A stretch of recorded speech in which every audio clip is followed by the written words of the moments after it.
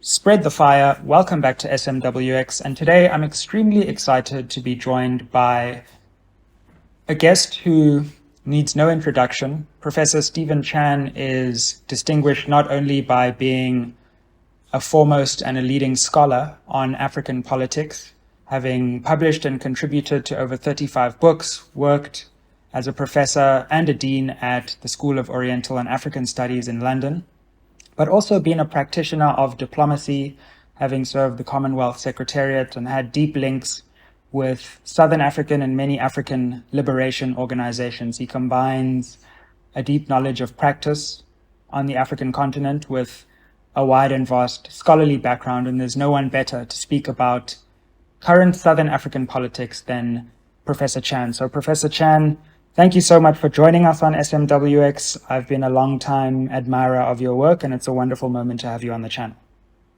It's a great pleasure to be here with you. I was struck once watching a documentary on the politics of Southern Africa when a State Department official said that Southern Africa to the United States, and indeed the rest of the world, was the Persian Gulf of non-oil resources. What do you think is the geopolitical importance of Southern Africa? And do you think that Southern African states appreciate their importance, or maybe lack of importance, on the global stage? I think the State Department is here using doctrine which has not been revised since the Cold War. It's continued onwards, and this really dates from the time when the sea lanes around the Cape of Good Hope were of extreme importance. And there was even talk in those days of NATO expanding its remit and basically incorporating what was loosely then called a SATO, a Southern Atlantic Treaty Organization, involving South Africa and Argentina. And that would have been very, very much to preempt any kind of Soviet naval interception of ships using that particular sea lane. Now, in those days, they were primarily concerned about oil. Rare minerals like lithium, for instance, hadn't really been appreciated or even discovered at that point in time. Now that these things assume a major importance, rare metals, lithium for batteries for electric cars and things of that nature, you've got a new game in town, which is really to do with the energy resources of the future, as connected not only to transport, but to AI. In other words, the entire future of the world, not just Southern Africa, is electronically based, and rare materials, the rare metals, the lithium that comes out of Southern Africa is of absolute key importance. So they've had no difficulty in resurrecting a Cold War doctrine. I wouldn't use such colorful language. The Persian Gulf is really quite different in terms of its dynamics than here. But basically, you've had an easy, as well, carryover from the doctrine of those days to the doctrine which is prevalent now. Yeah, absolutely. There's often this talk in Southern Africa that, if we got our political house in order, we have the basis for a next global economic superpower. To what extent do you think that Southern Africa has the capability to become a truly economic leader in the world if we can rid ourselves of the political foibles of the last few decades at least, but I suppose they go back longer? Well, yes, several decades, in fact. These foibles existed during apartheid days as well. Some of those have carried over. Oh. But if you're talking about Southern Africa, you really do have to mean Southern Africa. South Africa alone can't be a global superpower. If SADC was able to get its act together and punch above its weight as a unity, as a union, yes, you could actually rival organizations like the European Union. And that would make it into a very formidable force in world politics. But you've got a real problem here. To do with superpower politics, of course, but one of the key linchpins in a Southern African configuration is what to do about Zimbabwe. And that basically is a game wrecker at this moment in time, because there's no way they could play a coherent part in any kind of Southern Africa push for global influence, not only because of their economic meltdown, but because of their political isolation. So getting Southern Africa's act together involves an awful lot of house cleaning and house maintenance. We're a long way off that. And I think added to this, and this refers back to your first question, does Southern Africa appreciate what's going on right now with doctrine coming out of Washington, et cetera, et cetera? Well, no, it doesn't. And I can't really think of too many foreign ministers in the entire SADC region who fully understands the dynamics of diplomacy and politics outside of Africa, and even outside of Southern Africa. In other words, South Africa, for instance, is not punching above its weight in the corridors of the African Union. So even in continental politics, it's lagging behind.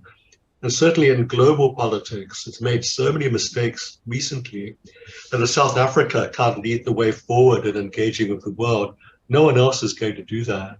But we were on the conversation about Southern Africa and its capacity to understand where it fits in wider global dynamics. That's right. And I was making the point that it's got to understand its own region a lot better. It's got to understand Africa a lot better. When I go to Ethiopia, when I go to Addis, and I intersect myself with the African Union, for instance, notwithstanding the brief tenure of Madam Dlamini Zuma, she left such a bad imprint that actually no one has a higher opinion of what South Africa could contribute to the African Union. People like Thabo Mbeki used to talk about an African Renaissance. And although that's a very, very attractive idea, of course, we would all support that in principle.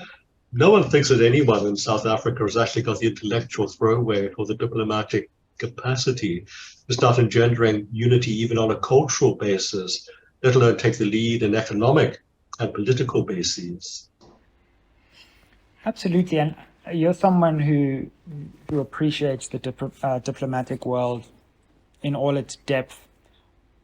Let's just dream for a minute. What would a coherent diplomatic strategy to position Southern Africa appropriately for the future actually look like?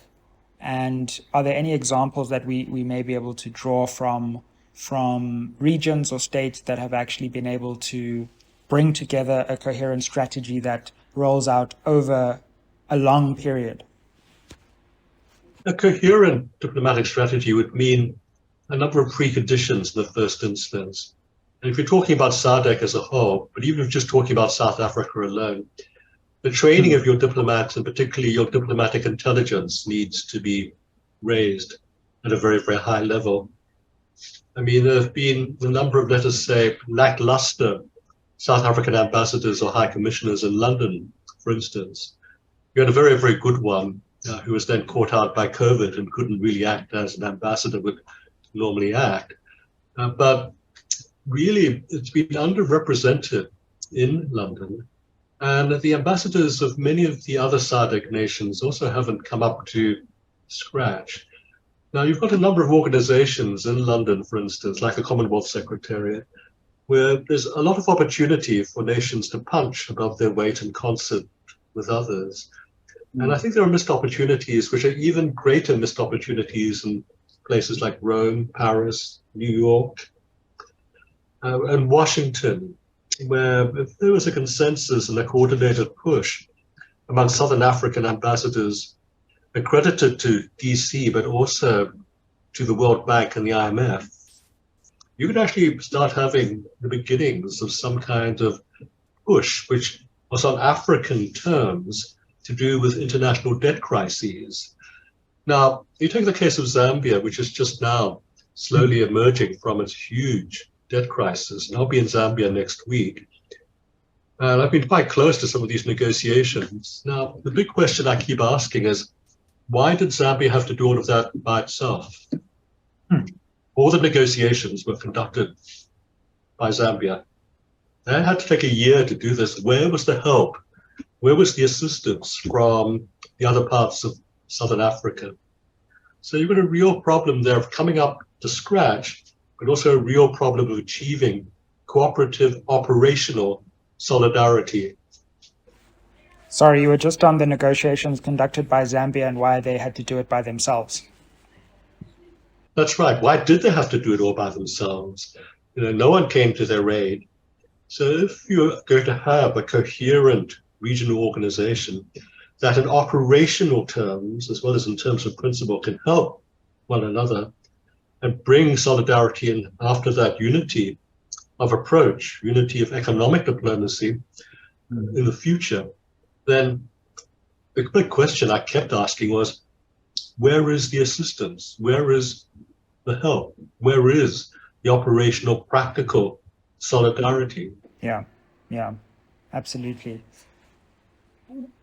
There is some optimistic talk, maybe among a younger generation of scholars and thinkers, that we're entering the end or maybe the beginning of the end of a particular era in Southern African politics where liberation movements have dominated the politics of various Southern African countries. To what extent do you think that that view is correct? Or to what extent do you think that liberation movements have a way of reinventing themselves and defying political gravity and may do so for another generation? But it can't be for another generation, because if you're a liberation movement, the members who are leading it had to have participated in liberation. And in Zimbabwe now, for instance, you're really on to the last part of the generation that actually fought or tried to fight. Anyone else calling themselves a liberation generation after that are pretenders. They did not fight. They were too young to fight. It's as simple as that. In South Africa, of course, because it achieved majority rule at a later stage than other countries, there are many who want to call themselves members of the liberation generation. But I think it's very, very important to realize there's a qualitative difference. In Zimbabwe, there was a war. So if you fought, okay? In South Africa, the liberation movement was not a battlefield liberation. There was violence, of course, but it basically was a violence achieved by sabotage, by threat, by posture to a large extent. Now, to what extent can those credentials hold up in the face of economic meltdown, of infrastructural meltdown? Oh, we fought for you, put up with this for now. But I really have to say this, and it's going to make me very unpopular. Welcome to the club, by the way. Yes, right.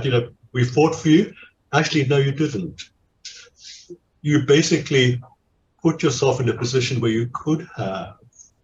But, it never came push to shove to a violent confrontation of a militarized sort. So, for instance, when I was living in Lusaka in the 1980s, I was part of the Safe House network for the families of ANC members. So when the South African commandos came over the border on kill missions, we looked after the children of ANC cadres. But then the question always was, it was South African commandos coming across the border. There were no ANC commandos going across the border into South Africa. So the whole idea of a liberation generation has got to be taken with at least a grain of difference between how it was done in different countries. Slightly different again in Namibia. Very different, of course, in Mozambique and, of course, in Angola, where there were pitched conventional battles involving tank warfare, aerial warfare, and things of that nature. So liberation generations, even if they fought or even if they did not fight, just by the whole idea of you can't live forever, we're seeing the end of the liberation generation. So what South Africa has really got to do is not trade on the past. It's actually got to put forward not only a vision and a planning structure, but a methodology for that planning structure into the future. It's the future that matters. It's the born frees that matter. It's the young people getting themselves university educated today and want to enter an economy, workplace that intersects with the modern world, the modern global world.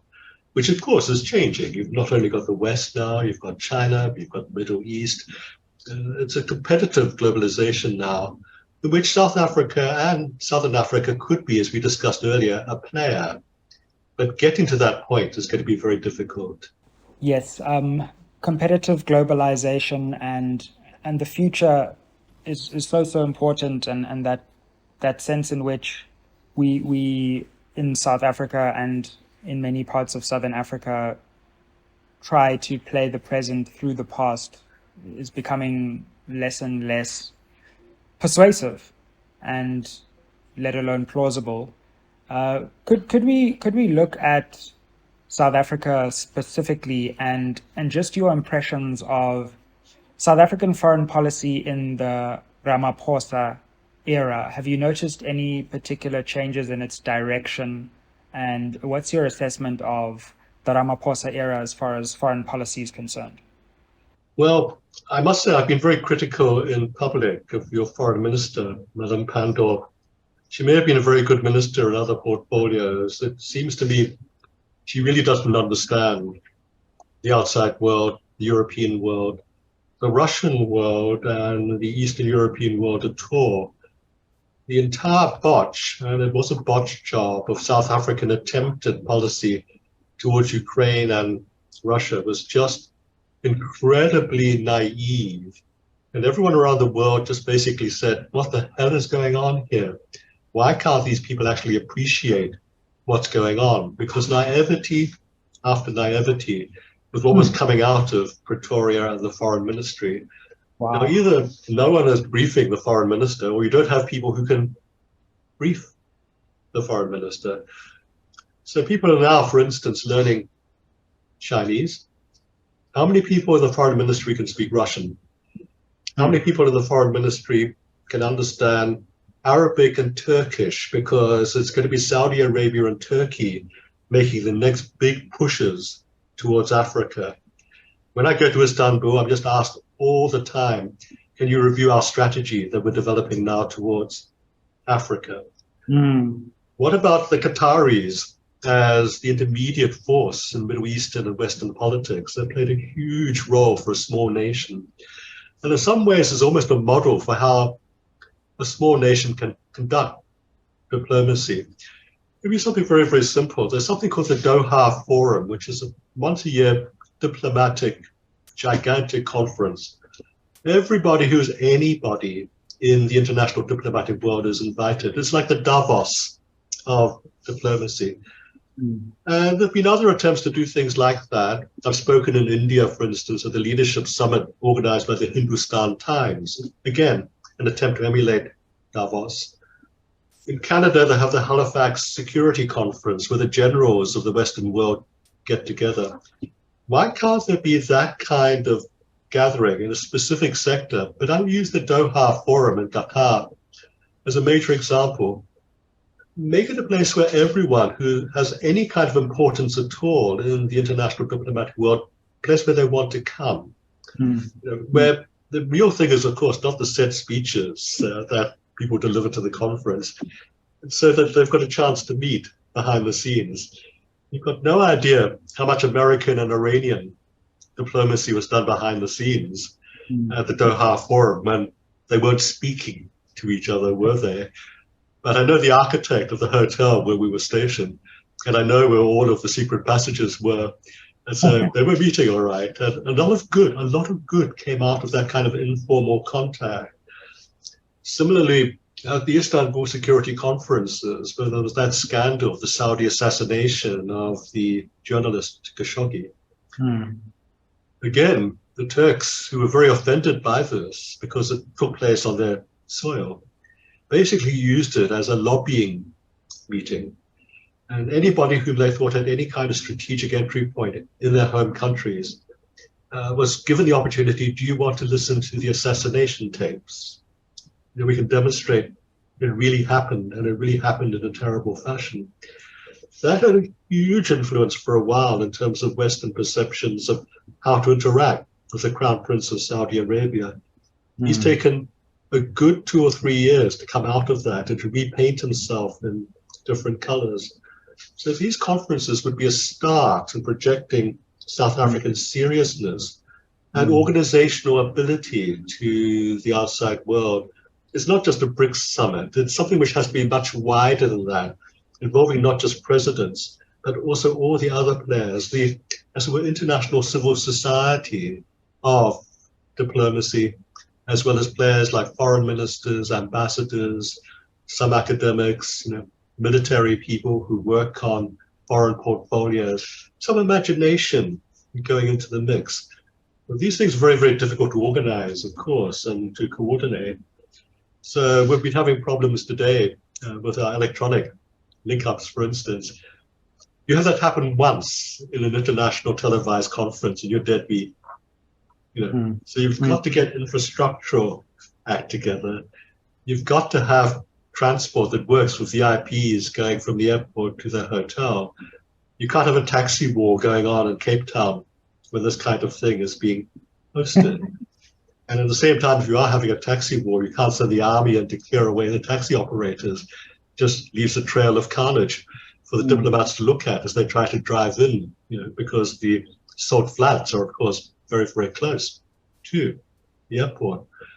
Just things like basic signage as you get out of Cape Town Airport. I took exactly the wrong turning once as that poor British doctor who got himself totaled the other day in the taxi war. It's so easy to do because your signage, something as basic as that, is so confusing. So, getting stuff together. You can't have electricity blackouts when you're hosting conferences like that. You can't have a big announcement saying, oh, there'll be a momentary blackout as we switch into the generators. It's got to be continuous. It's got to be seamless. So South Africa needs to put on a seamless show to the world, start projecting itself as a serious player where everything works. So if everyone wants to cooperate with you, they have the assurance that things will work. It's not just a national problem, all of these infrastructural blackouts, breakdowns, etc. It becomes, as it were, a huge diplomatic problem. And you mentioned the BRICS summit there, and that has really come to dominate at least the government's attempt to project its successes on the international stage. To what extent do you think that BRICS represents a real opportunity for a country like South Africa to punch above its weight, in your words? Or do you think that maybe this is all a bit premature and that the BRICS nations may well rise, or at least some of them, to... They could arise, but don't forget when BRICS was formed, the S stood for South Africa. And I was very close to those discussions. South Africa was included as a courtesy, simply because the other nations realized they needed to have an African, as it were, participant in all of this. But if you look at who puts the money and the infrastructure into BRICS, it's China and India. If you're going to be a big player within the BRICS framework, you've actually got to put stuff in, not just be in a position of hoping to take stuff out, which is what all of the new Mwala join nations, like Zimbabwe, just want to have another source of liquidity. To be a big player in BRICS, you have to be an equal participant in putting stuff in. And South Africa is not ready for that as yet. The Chinese certainly are. The Indians don't want to be left behind too far to the Chinese. So you have to be a big player like that. You look at other members, Russia, Brazil, that kind of player. South Africa is not yet of that kind of stature. So the whole BRICS summit was meant to be some kind of step towards being able to at least present the possibility of that kind of stature. But the entire fiasco about whether Putin would come or not, as I said, met with all kinds of naive responses from the foreign ministry in South Africa. That basically, any good that South Africa might have gained from that summit was clouded immediately by just how badly that issue was handled. What did you think was naive about the South African response to the Putin situation? And what kind of naiveties do you think it continues to show on the international stage? Basically, it should have been more decisive. Instead of just giving the impression it didn't know what to do. The thing to do would be immediately to say, look, We want this thing to go ahead.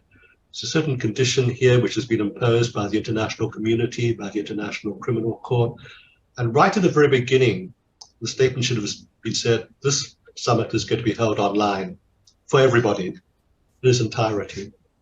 So you take a decisive action like that, which is meaningful, which doesn't humiliate anybody. You don't want to humiliate someone like Mr. Putin, for instance.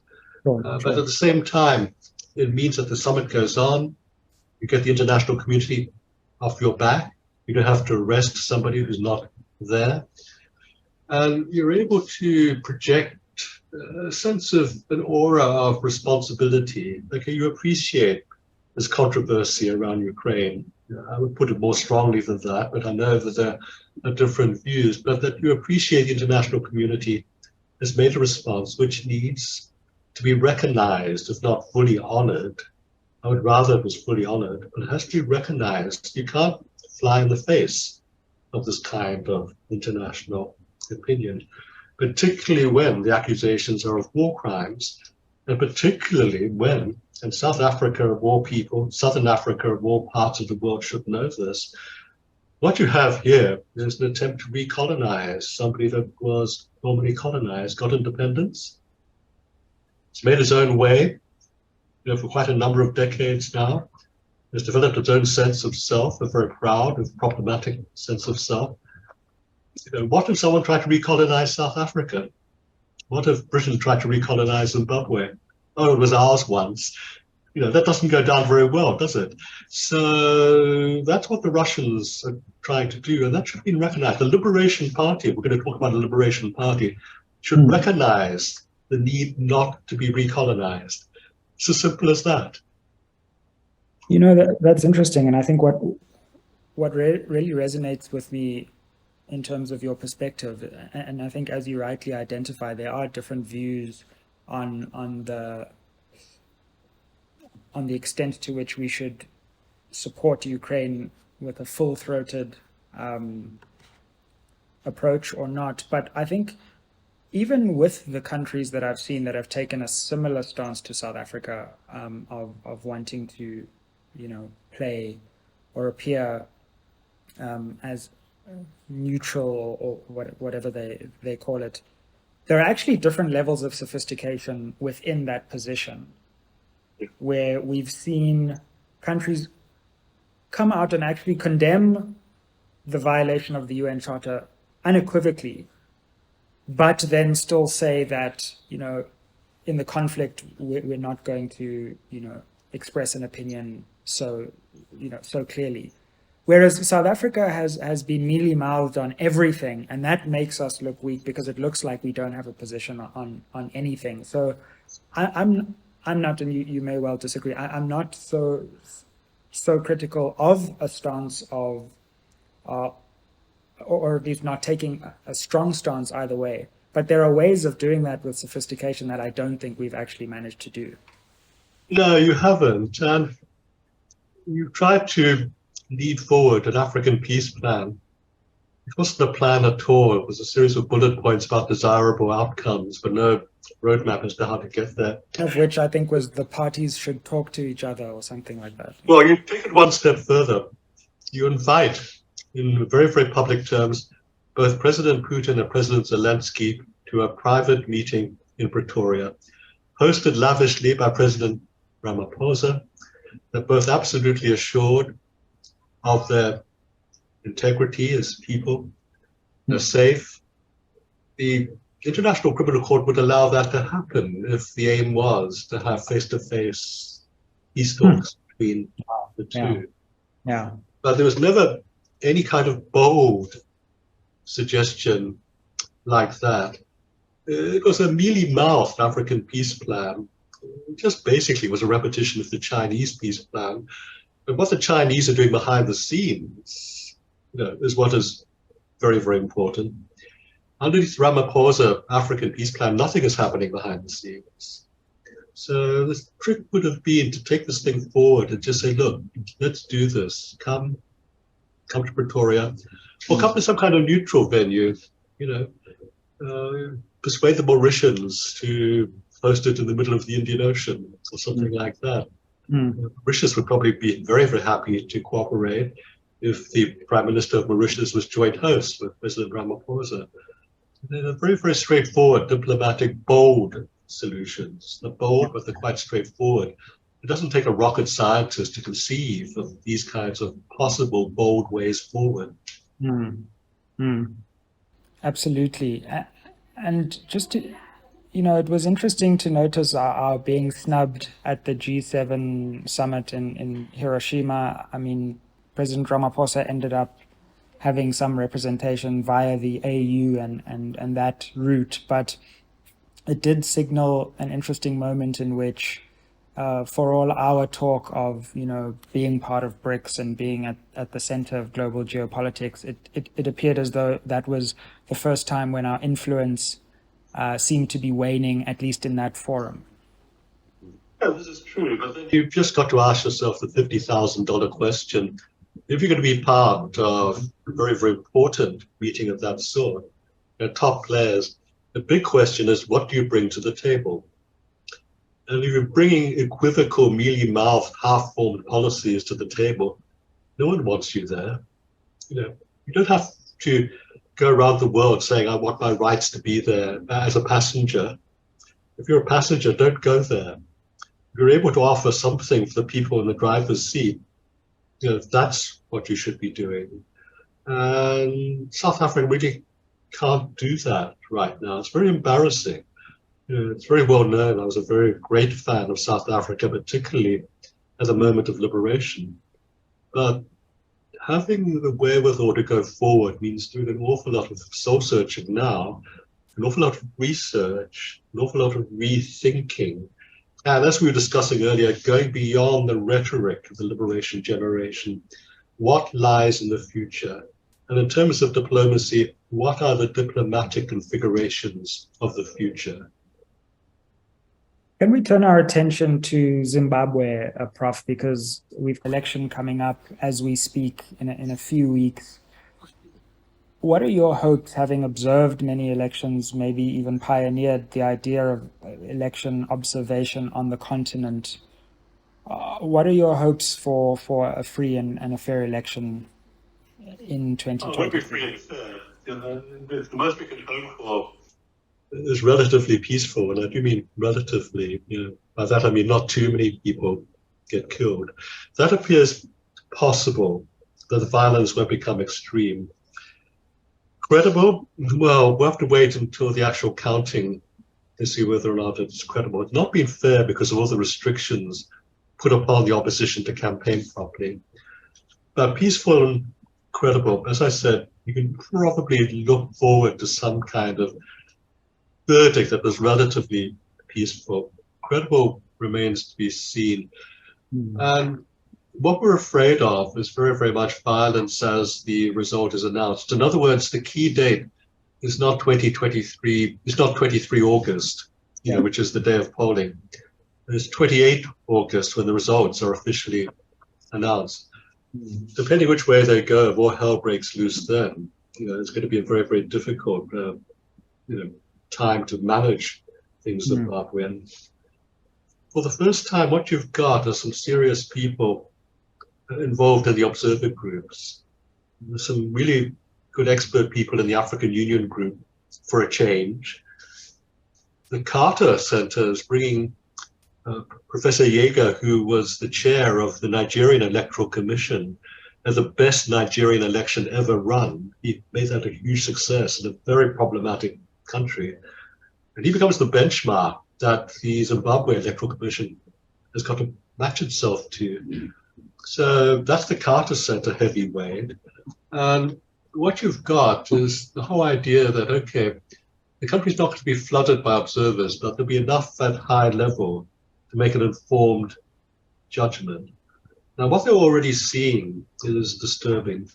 The use of courts to nullify candidatures, and even though Chamisa got his 12 Bulawayo MPs back on the list, Monzora lost 87 candidates, on a technicality. Whereas the courts and the Electoral Commission should see it as their duty to try to facilitate democracy. And that certainly was not the case. They were used, or were happy to be used as a means to stymie, restrict democracy. And what's an election without candidates? The whole thing is so farcical, it's ridiculous. So we're looking at something which is going to be a straight fight now between Mnangagwa and the ZANU-PF on the one hand, and Chamisa and the CCC on the other hand. If it were totally free and fair, then all the opinion polls suggest that Chamisa could take it. Okay, but we've already said it's not going to be peaceful. It's not going to be free and fair in any acceptable sense. Will the distortions of voting figures, which is what everyone's afraid of, be, as it were, kept within bounds so it's at least relatively credible? Now, there's a lot of pessimism about this election. People just say, oh, why are you even interested? This could be same old ZANU-PF by hook or by crook, or both will win the elections again. And it's true to say that the CCC campaign has not been a great campaign. They've had very little budget, very little organizational capacity to throw the campaign. It's true to say that ZANU-PF is formidably organized. We keep forgetting that. They've got a tight machine, very disciplined machine, an election machine, which no opposition party can match. They just don't have the funds to do that. So what you see is a very valiant underdog fight, which all the same seems to be registering in the rural areas where people have been very deprived, even more in the visible deprivation in the cities. And of course, because the economy has tanked pretty comprehensively, in a way which makes it, as it were, a world leader in how an economy can go under. Zimbabwe is first in the world at what? In terms of a tanking economy. This is felt by people at everyday level. So whether or not they would like ideologically one party above another, economically people are desperate. And this is the opposition's best card. Look, we've actually got a plan to take us forward from this terrible position. Now, the plans right now are a bit simplistic, but at the same time, they'll resonate. We're going to re-dollarize again in the first 100 days. It worked last time, and it probably would work again this time, because instantly your currency has substance and value, which you can use to predict your future budgeting, for instance. Even the smallest household would benefit from that. And of course, there'll be national benefit of not having this volatility in the national income. So people would be attracted to that kind of solution. The other big problems of Zimbabwe have developed over such a long period of time that simple solutions won't work. You took this long to get into this mess. It's going to take a few years to get out of the mess. And the debt problems, external debt problems, are much greater in Zimbabwe than they were in Zambia. In Zambia, at least we knew the size of the debt owed to the Chinese. In Zimbabwe, we know the size of the debt owed to everybody else but the Chinese. So you've got all kinds of elephants in the room which will haunt a new government. What do I think will be the outcome? Well, I don't know. It's hard to say. I mean, I'm going to be there for the elections again. Yeah. And I think that it's going to be very tight. One way or another, if the government tries not to be too visibly unfair, not to cheat too visibly because of the high caliber of senior observers, and so massaging of the figures is kept at a relative minimum, whoever wins by no more than 2%. So it's going to be tight all the way down the line. Chamisa, if he wants to win convincingly in a way that is able to resist manipulation of figures, is going to have to come up with a 10% lead the day before the election. That's hard to achieve. Now, Hichilema in Zambia did it. He had 10%. That couldn't be massaged down. It just would defy, as it were, mathematical odds. That's what Chamisa has got to bring to the table. If he is much less than that, then the algorithms can be, let's say, adjusted. The good thing, again, is that for a change, and after a lot of nagging, some observer groups will be bringing geeks with high-powered computers. In other words, you can interrogate how these algorithms work now. It's not, again, total rocket science anymore. So you can't make your manipulation too naked. And it's got to be done carefully in the sense that what you're manipulating has got to match, as it were, known movements from previous electoral history on the ground. But if you've got 5 days from the 23rd polling day to the 28th results day, that's actually enough time to do that. So it's going to be very interesting. So a lot of my time is going to be looking over the shoulder of people with big computers. Well, it's certainly going to be a fascinating period for this part of the world, and we'll certainly be watching eagerly to see how events unfold, also from the South African perspective. Professor Chan, we've taxed your time sufficiently. Let me end with this question, and we hope one day we'll be able to get you back, South African digital infrastructure permitting. It's been interesting to watch the Mnangagwa and Ramaphosa eras unfold in parallel in some ways, where we've had these massive promises of something new, while at the same time we've seen these massive continuities persist. And it's probably a bit early to assess, but how would you assess the Ramaphosa and Mnangagwa tenures, and how do you think history will look back on them? I think that basically people are already nostalgic for Mugabe. They don't think that Mnangagwa is of the same caliber. We'll have to wait and see if he achieves a second term, what he does with it. And it's not been a very, very sort of inspiring first term. He had a lot of international goodwill in the wake of the coup that overthrew Mugabe, and that's basically been squandered.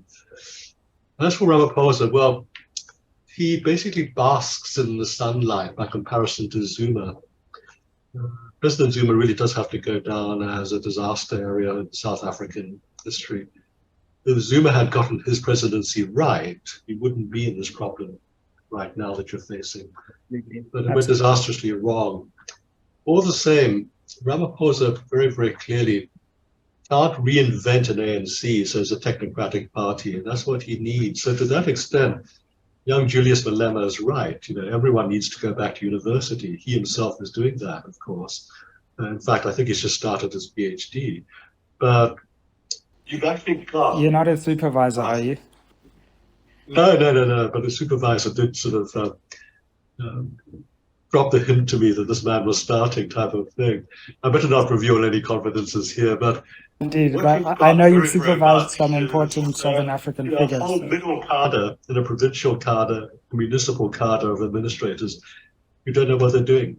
And that's just disastrous. And this also includes administrators who are meant to be auditors. So people who can get away with murder. And not only auditors, but building standards engineers. I mean, I worked my way through university. I know what a good construction job, a good plaster job, a good paint job looks like. I spent a lot of time in townships in South Africa looking at the new housing units that are meant to be part of the promise of majority rule. And I just say, okay, that plaster is going to fall off in exactly 3 years' time. It's a botched job. It's just awful, just how a lack of standards of basic service provision prevails. It's not checked.